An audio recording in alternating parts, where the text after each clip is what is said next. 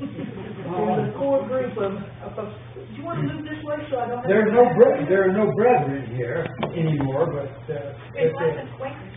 a lot of Quakers. Yay, how many Quakers are here? Good. I guess I'm the only one. Couple in the back row. Well, I'm here on kind of a...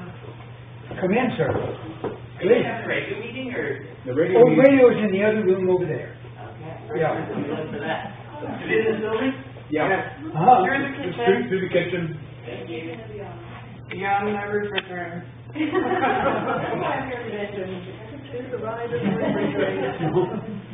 Well, it's good to be back in Arkansas. I grew up in Bentonville, just up the way, and attended the University of Arkansas for all too many years. And then was in the U.S. military for 29 years, retired as a colonel, and then was a U.S. diplomat for 16 years. And I served in Nicaragua, Grenada, Somalia, Uzbekistan, Kyrgyzstan, Sierra Leone, Micronesia. I helped reopen the U.S. Embassy in Kabul, Afghanistan in December of 2001. And then in 2003, I ended up resigning in opposition to the war in Iraq. And that was 10 years ago. So for the last 10 years, I've been speaking around the country about my concerns about U.S. foreign policy, of which I was a part of for those many decades. First under the Bush administration, and being an equal opportunity critic, I now am very vocal about my concerns of U.S. foreign policy under the Obama administration. Today, the President made a speech at the United Nations. I don't know how many of you all heard it. It was about 40 minutes long. It was a speech that was, to me, it was very troubling because when the President speaks in ways that you know it's not true, it's always hurtful. And having resigned because of another president that I felt was not being truthful to the United States about weapons of mass destruction in Iraq, to hear President Obama start talking about things that we know he's not telling the truth on. And I'll just start out with a couple of the things that he mentions. That you have a transcript of his talk already? Mm-hmm. Yep. How can you do that? I just went over to Kinko's and printed it out. Because tomorrow night I'm going to speak some about this also, so I won't go into great detail, but just to highlight some of the concerns that I have about issues that I've been working on over the last many years. And the first one that he mentions is well, he says, for the United States, new circumstances, well, let's just go back one more paragraph where it really all starts. It says, together we have worked to end a decade of war. 5 years ago, nearly 180,000 Americans were serving in harm's way, and the war in Iraq was the dominant issue in our relationship with the rest of the world. Well, that's an understatement. But today, all the troops have left Iraq. Next year, an international coalition, but it says all the troops have left Iraq, but he doesn't say a word about what Iraq has become. And when we think of nearly 100 people a day being killed in Iraq, the instability that the U.S. invasion and occupation has caused, the hundreds of thousands of people that have died from that invasion and occupation, but we don't mention that. And then next year, an international coalition will end its war in Afghanistan, having achieved its mission of decimating or dismantling the core of al-Qaeda that attacked us on 9/11. Well, that seems like there are other things that we've been told that we're in there for, not just the core of al-Qaeda, but let's get rid of the Taliban, let's do democracy, let's do all of this, and let's use, oh yes, drones. So the next paragraph goes on. For the United States, these new circumstances have also meant shifting away from perpetual war footing. Beyond bringing our troops home, we have limited the use of drones, so they target only those who pose a continuing, imminent threat to the United States, where capture is not feasible, and there is a near certainty of no civilian casualties. Well, I don't know if you all have been working on drone issues here, but that's been a focus of the last 3 years of my life. I visited Afghanistan, Pakistan, and Yemen. In fact, I was in Yemen in June of this year, and Pakistan in October, just about this time last year, talking to families of victims of drone attacks. And we know what the statistics are, and we know what the policy of the Obama administration has been in the use of these assassin drones, these extrajudicial killing policies that the president has. Pardon me. And he doesn't mention that he, on every Tuesday, makes his kill list of who is going to die because the president of the United States has designated it without any court order, without any judicial overlook, just accepting what our intelligence agencies are telling him. And we know how many women and children and non-combatants, non-militia people have been killed. And in fact, in Yemen, where that seems to be now the real, that's the hot war for these drones, we talked with a lot of people, including government officials and people from the hinterlands who came into Sana'a and also into Aden down in the south to talk with us about the numbers of people had been killed on behalf of the Yemeni government, that the Yemeni government has some people they would like to do away with because of long-standing tribal animosities or whatever it is, and they pinpoint for the United States who it is, and usually it's somebody that's already been in prison, who is coming out of prison and has to come back because they're on parole and they have to turn themselves in to the government once a month and sign in. And it seems like all too many of them are being targeted for killing by drone within 2 days after they have now come back to the government to say, here I am, I'm not, I'm being good, and then they get zapped. So the numbers of, and the U.S. just says anyone carrying a gun falls within this signature of just by your appearance, by what you're carrying, that makes you a legitimate target for the United States, which is not quite what the president was saying. Let's see, the next sentence in this paragraph, we're transferring detainees to other countries and trying terrorists in courts of law while working diligently to close the prison at Guantanamo Bay. Well, that being a promise that the president-elect made, and he said he was going to do that in the first year that he was in office. And I think on one level he made an attempt, but it's another one of these cases where he didn't put all the markers down and say, we're doing it no matter what you guys out in Illinois or New York or whatever. The numbers of people that have been in Guantanamo, which are 779, there are 164 that are left in Guantanamo. The rest of them, with the exception of 9 who have died in prison, including one this last year who supposedly committed suicide. In fact, I think all of them but one, the U.S. military said, has committed suicide. The other one died of natural causes. Of the 164 that are remaining, 80 of them have been designated as people who will probably never be tried in a court because it's too dangerous for the United States because we have tortured them, and the U.S. doesn't want that coming out. Of the 84 that are, 84 of them, half of the 164 have been cleared for release, cleared years ago for release, and yet the United States will not release them because we're afraid of what they might do. Even though the United States says there was not one bit of evidence to hold them, they, like the other, what would it be, 600 something who have been released, who did nothing to the United States but were kept in prisons for anywhere from 2 years to now 11 years. They're still too dangerous to be released because either the country that we would send them back to, their home, 56 out of the 84 are from the country of Yemen. And while we were in Yemen, we talked with the Minister of Human Rights. We talked with other government ministers about the requirement the United States has to set up a rehabilitation program for these people, similar to what the government of Saudi Arabia has for returning Guantanamo prisoners that go home to Saudi Arabia. And they do have quite a system. Part of it has wearing an ankle bracelet, so they keep track of people with an ankle bracelet. But it also, they have given people homes, they have given them employment, and whether or not the government of Yemen is going to be able to construct such a program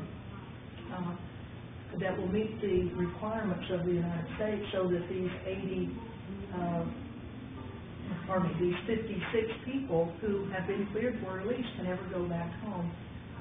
That's still up in the air, but the President is accurate that in the last year the United States has released some people, two of them, only two, and that's it. So, and as far as there being any movement at all on closing Guantanamo prison, there's been none at all. And in fact, the construction project for renovating Guantanamo prison is going straight guns. It costs $1 million per prisoner to keep them there. If they were kept in any supermax prison that we have on the mainland of the United States, that figure would go down to $45,000. So it is a huge, besides being an outrageous human rights violation of what's going on down there, financially, it's a disaster.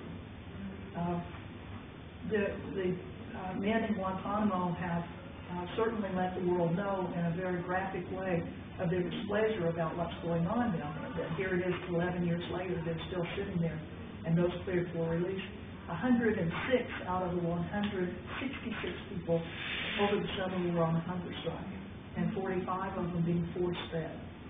That number has now gone down to 19 that are now being force-fed. Through Ramadan, the prisoners collectively decided that they would go off the hunger strike. And international activists have been very involved in solidarity with the prisoners of Guantanamo and prisoners throughout the world, those that are in Pelican Bay in California, that are in the Israeli prisons, and Palestinians in the Israeli prisons. There's a solidarity network, really, that's going around.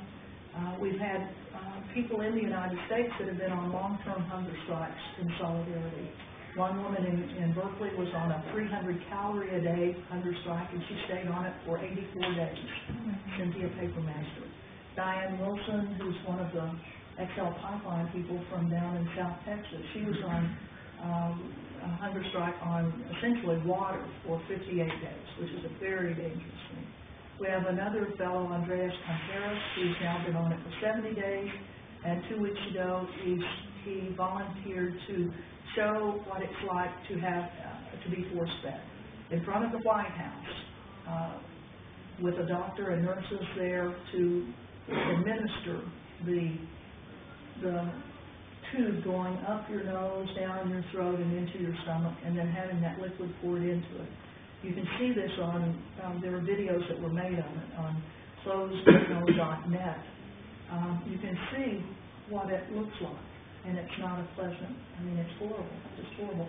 And if you think of the men who have been force-fed for months and months and months, and that this tube that's put in every time, they don't leave it in, they take it out, so it'll be painful going back in. So the U.S. military deployed over 100 additional medics during the summer because they had so many people that were on a hunger strike and were required to be force-fed. You know, in Northern Ireland in the 1980s, where there were hunger strikes going on in the prisons there, and the IRA prisoners went on hunger strikes. And at first they force-fed them, and then the British government made the decision that it was wrong to force-feed them, and that if that is what they wanted to do, that if they wanted to stay on that till they died, that they would let them do that. And that's where the name Bobby Sands and several others who died of a hunger strike for political reasons. So we have on our hands right now a legacy that is will haunt us forever in Guantanamo. That procedure sounds awfully similar to waterboarding, except they don't turn them upside down.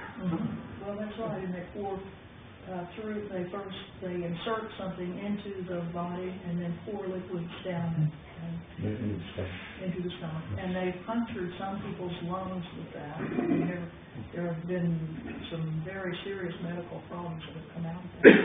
I'll just read the last sentence. I'll just say, Jerry, Ann is reading from President's speech. Was it yesterday or this morning? This morning.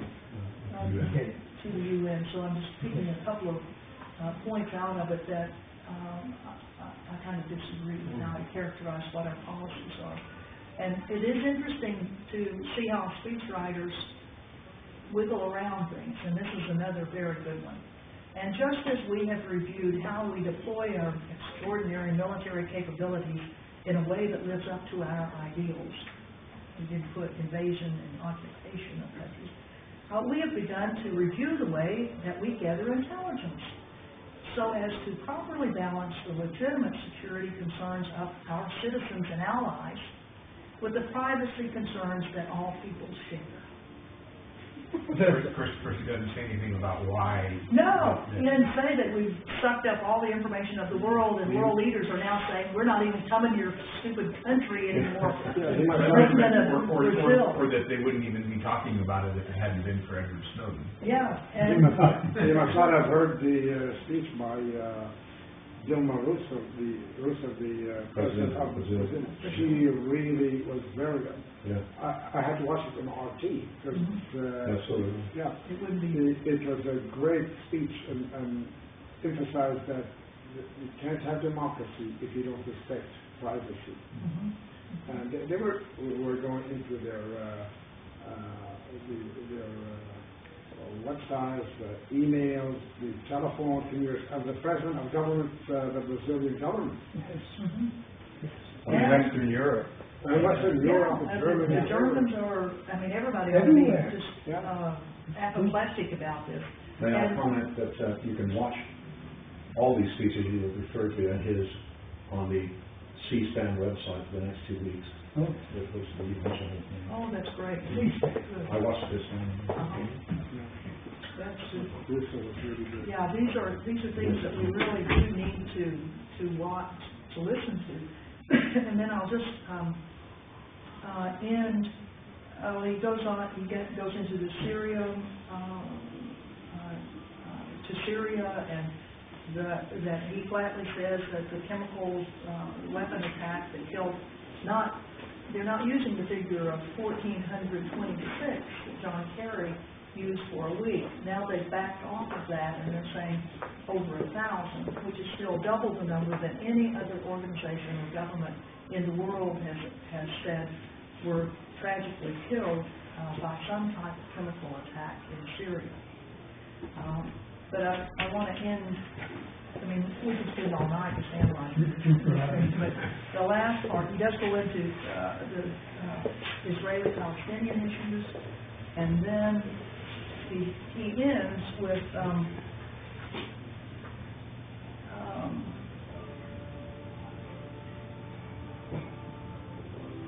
well, here's one comment. In sum, the United States has a hard-earned humility when it comes to our ability to determine events inside other countries. Humility. Now, the last part that I want to read, though, is on how exceptional we are. I think I may become apoplectic if he uses that term anymore. For him to be in front of the United Nations to say that the United States is such an exceptional country, and that the world depends, I can't find the exact word, the world depends on us. The whole world revolves around the United States. And because the U.S. will act when nobody else will act, even if we don't even know what we're doing, but we'll act. That we are very exceptional. And in that respect, I guess that's true. We are very damn exceptional in that way. But it really is a speech that is worthy of downloading and looking at, because it personifies to the rest of the world what America's really like. Now, what Putin called us down far less exceptionalism, or was it? Right, he said, well, I guess we are, today he said, well, I guess we are, because we are exceptional. And it was really an astounding soundbite. It was, on NPR, it was just a soundbite, but it's like, it's Paul. This is the soundbite that put it out. And these are... Much of the speech, let me say, was his attempt to support and justify the U.S.'s right to intervene militarily anywhere in the name of perceived self-defense. Anytime, anywhere, and we'll do it by ourselves. We don't need anybody else because we're exceptional. We can handle the world by ourselves. And if we are looking toward a world that the United States becomes a part of a community of nations rather than being the exceptional country, I'm afraid this speech did not do anything to help that. And in fact, it just solidified the view in most places of the world of how arrogant and rude and murderous and warmongering the United States of America is. So it was not much of a happy morning that I saw. You know much about the U.S.'s interest in bombing Syria, but had to do, and France and Great Britain potentially supporting that, if it had much to do with the pipeline that was supposed to go through Syria? Or the gas pipeline? Yeah, I have heard of the pipelines and all, but I don't know. I haven't really focused so much on that part of it. Munier, who is from Syria and who's visited there many times over the last years.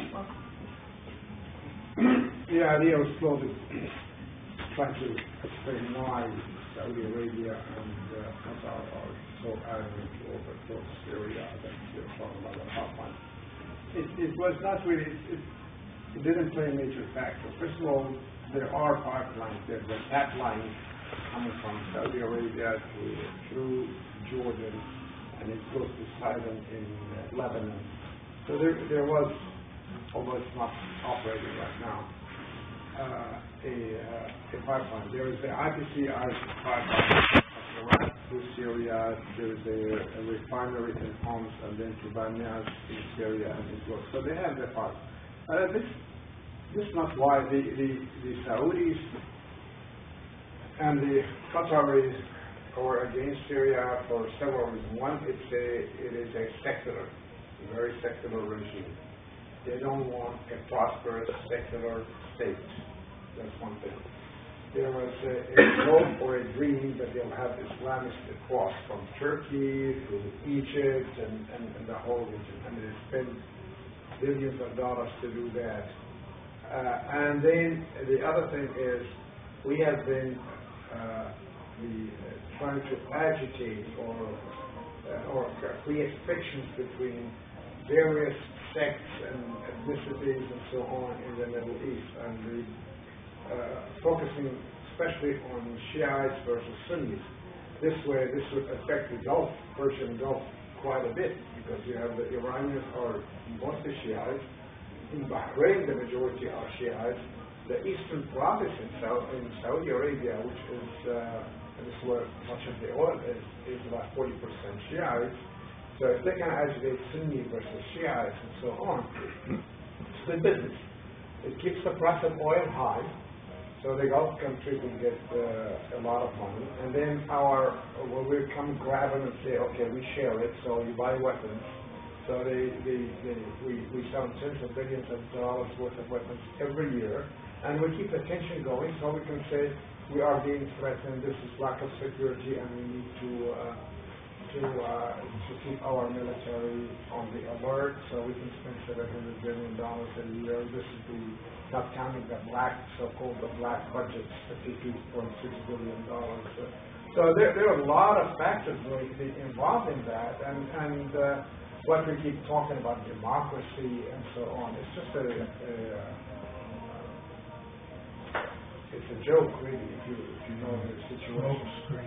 Smoke screen and noise distortion, really. Now, Syria, there was the regime was dictatorial, but other than that, in terms of human rights, other than attacking the government in terms of the position of women. Healthcare, my goodness, the government-supported healthcare, it's almost free. It is very inexpensive, hospitals are free, and pharmaceuticals you can buy. I used to get the same medicines in Syria that you get here for about 5% of the price, also subsidized. So there was a lot of positive aspects of the regime. There wasn't a distinction Christian, Muslim, Shiite, Sunni. It's all generated in this campaign because they've been working on it for the last 2 or 3 years, and 5 years. And in fact, Kissinger gave a speech at Harvard, and then he was interviewed by Charlie Rose not long ago, and he was talking about the dump-sized people, and let us have a new Middle East, balkanize the Middle East. Balkanize the Middle East means what? Fragmented. That's what they did in Yugoslavia. Out of one state of 17, 18 million, we got 7 states. Okay? None of them is viable on its own. They're all dependent on Germany and Western European countries. So that's so this. To understand what's happening in Syria and so on, is really you have to look at the whole picture. And then where do we go in? We go in, what's motivating us? The one, Israelis want us to bomb Iran. We don't want to get involved in that. Iran has a sophisticated technology also. We sent a drone, they brought it down. And they're making their own drone. So, and we don't, the war in Iraq would be a Sunday school picnic compared to a war against Iran. So the alternative is hit Syria. It's allied with Iran, so hit Syria, the Israelis will be pleased, we will weaken Iran, we can drag it into the negotiating table on our own terms. But things didn't work out that way. So they started importing all kinds of Qaeda, Salafis, and so on to come to Syria and fight. And now there's a fight among the opposition. The Salafists. Right. There are not some mercenaries. I don't know. I mentioned you. They have. I mean, it's sometimes it's shameful. I just read 2 days ago from Tunisia in the Tunisian newspaper. They have hundreds of women returning from Syria, Tunisian women, pregnant. They were recruiting them as jihadists to go there and have what they call copulatory jihad.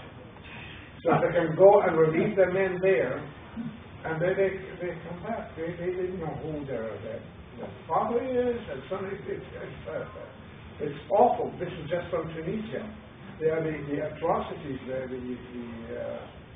that are happening here in the name of fighting for freedom are unspeakable. Munir, I hope you will write all of that you just said in an article so that we might have all these details. Thank you. Thank you. Well, I think to have somebody in your own community who spent so much time in Syria over the last many years, who is Syrian and Syrian American, mother born in McAlester, Oklahoma. McAlester, Oklahoma. Actually, she was born July 5th, 1910. She passed away in Sugarland, Texas, July 5th, 2010. On her birthday. She was a classmate of Carl Albert in McAlester. Well, but to have somebody in your community like Munir who